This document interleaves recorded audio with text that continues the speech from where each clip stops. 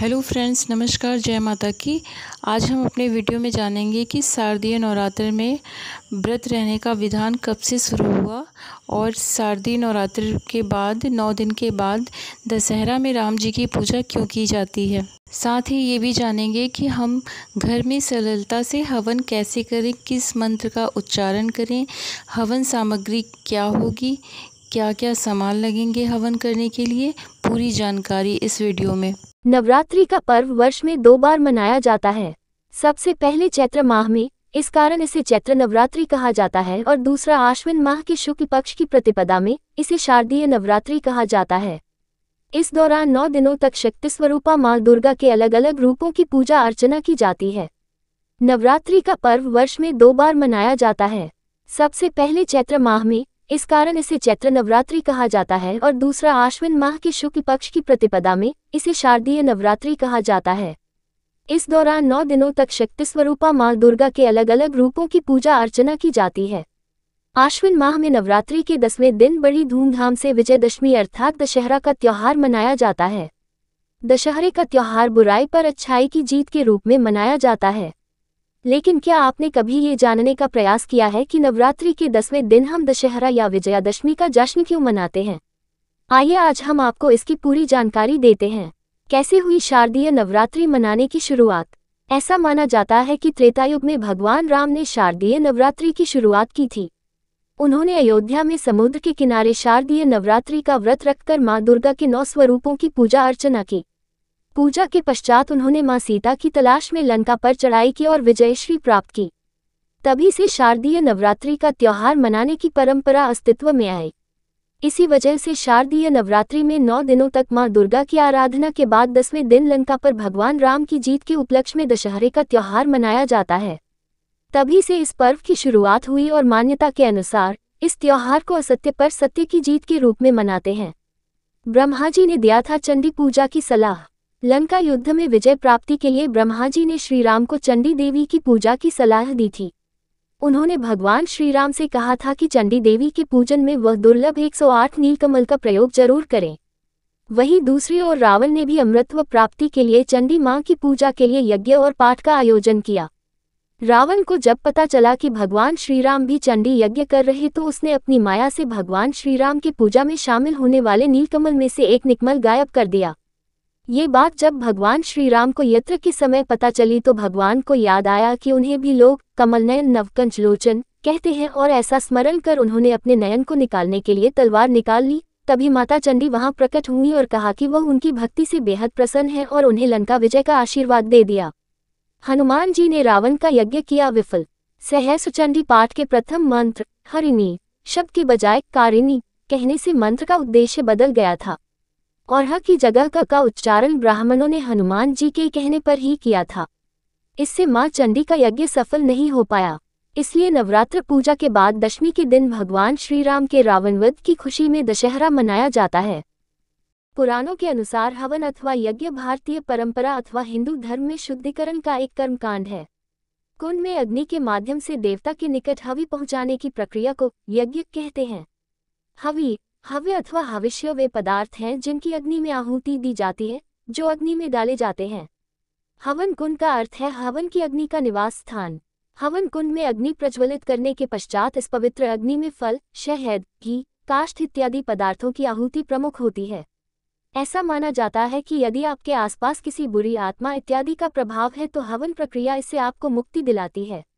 शुभकामना, स्वास्थ्य एवं समृद्धि इत्यादि के लिए भी हवन किया जाता है। नवरात्रि के पावन पर्व पर अष्टमी नवमी तिथि को हवन करने का विशेष महत्व है, अतः अगर आप घर पर ही सरल रीति से हवन करना चाहते हैं तो आपको परेशान होने की आवश्यकता नहीं है। हम आपके लिए लेकर आए हैं आसान तरीके हवन करने की विधि। इस सरल हवन विधि द्वारा आप अपने पूरे परिवार के साथ यज्ञ हवन करके नवरात्रि पूजन को पूर्णता प्रदान कर सकते हैं। कितना बड़ा हो हवन कुंड? प्राचीन काल में कुंड चौकोर खोदे जाते थे। उनकी लंबाई चौड़ाई समान होती थी। यह इसलिए कि उन दिनों भरपूर संविधाएं प्रयुक्त होती थीं। घी और सामग्री भी बहुत होमी जाती थी, फलस्वरूप अग्नि की प्रचंडता भी अधिक रहती थी। उसे नियंत्रण में रखने के लिए भूमि के भीतर अधिक जगह रहना आवश्यक था। उस स्थिति में चौकोर कुंड ही उपयुक्त थे। पर आज संविधा घी सामग्री सभी में अत्यधिक महंगाई के कारण किफायत करती पड़ती है। ऐसी दशा में चौकोर कुंडों में थोड़ी ही अग्नि जल पाती है और वह ऊपर अच्छी तरह दिखाई भी नहीं पड़ती। ऊपर तक भरकर भी वे नहीं आते तो कुरूप लगते हैं। अतएव आज की स्थिति में कुंड इस प्रकार बनने चाहिए कि बाहर से चौकोर रहें, लंबाई चौड़ाई गहराई समान हो। हवन के धुएं से प्राण में संजीवनी शक्ति का संचार होता है। हवन के माध्यम से बीमारियों से छुटकारा पाने का जिक्र ऋग्वेद में भी है। हवन के लिए आम की लकड़ी, बेल, नीम, पलाश का पौधा, कलीगंज, देवदार की जड़, गूल की छाल और पत्ती, पीपल की छाल और तना, बेर, आम की पत्ती और तना, चंदन की लकड़ी, तिल, जामुन की कोमल पत्ती, अश्वगंधा की जड़, तमाल यानी कपूर, लौंग, चावल, ब्राह्मी, मुलेठी की जड़, बहेड़ा का फल और हर्रे तथा घी, शक्कर, जौ, तिल, गुगल, लोभान, इलायची एवं अन्य वनस्पतियों का बुरा उपयोगी होता है। हवन के लिए गाय के गोबर से बनी छोटी छोटी कटोरियां या उपले घी में डुबोकर डाले जाते हैं। हवन से हर प्रकार के 94% जीवाणुओं का नाश होता है। अतः घर की शुद्धि तथा सेहत के लिए प्रत्येक घर में हवन करना चाहिए। हवन के साथ कोई मंत्र का जाप करने से सकारात्मक ध्वनि तरंगित होती है, शरीर में ऊर्जा का संचार होता है। अतः कोई भी मंत्र सुविधानुसार बोला जा सकता है। ऐसे करें हवन। हवन करने से पूर्व स्वच्छता का ख्याल रखें।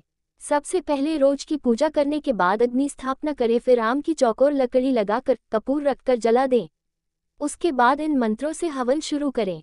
ओम आग्नेय नमः स्वाहा, ओम अग्निदेवताम्यो नमः स्वाहा, ओम गणेशाय नमः स्वाहा, ओम गौर्याय नमः स्वाहा, ओम नवग्रहाय नमः स्वाहा, ओम दुर्गाय नमः स्वाहा, ओम महाकालिकाय नमः स्वाहा, ओम हनुमते नमः स्वाहा, ओम भैरवाय नमः स्वाहा, ओम कुलदेवताय नमः स्वाहा, ओम स्थान देवताय नमः स्वाहा, ओम ब्रह्माय नमः स्वाहा, ओम विष्णुवे नमः स्वाहा, ओम शिवाय नमः स्वाहा, ओम जयंती मंगलाकाली भद्रकाली कपालिनी दुर्गा क्षमा शिवा धात्री स्वाहा, स्वधा नमस्तुति स्वाहा, ओम ब्रह्मामुरारी त्रिपुरांतकारी भानु शादी भूमि सुतो बुधश्च गुरुश्च शुक्रे शनि राहु केतो सवे ग्रहा शांति कर स्वाहा, ओम गुरुर्ब्रह्मा गुरुर्विष्णु गुरुर्देवा महेश्वर गुरु साक्षात् परब्रह्म तस्मै श्री गुरुवे नमः स्वाहा, ओम त्र्यंबकम यजामहे सुगंधिं पुष्टिवर्धनम उर्वारुकमिव बंधनान् मृत्युमुक्षीय मामृतात् मृत्युंजाय नमः स्वाहा, ओम शरणागत दीनाथ परित्राण परायणे सर्वस्थार्ति हरे देवी नारायणी नमस्तुते।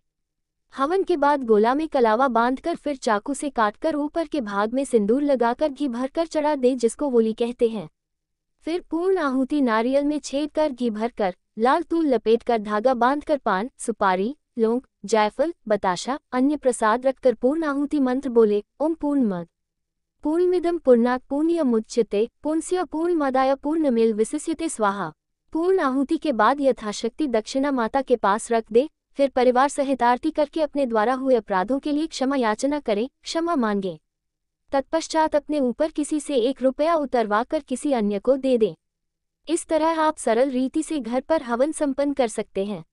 फ्रेंड्स, आप हमारे चैनल में जाके सप्तशती पूरा अध्याय आप सुन सकते हैं। पूरे 13 अध्याय, देवी कवच, देवी अगला श्रोतम पाठ, संपूर्ण देवी सप्तशती पाठ आप सुन सकते हैं। और फ्रेंड्स, महाभारत रामायण पूजा पाठ से रिलेटिव कोई भी जानकारी आपको जाननी है तो please like comment subscribe share it. Thank you friends. हम फिर मिलेंगे नए वीडियो में, तब तक के लिए जय माता की फ्रेंड्स।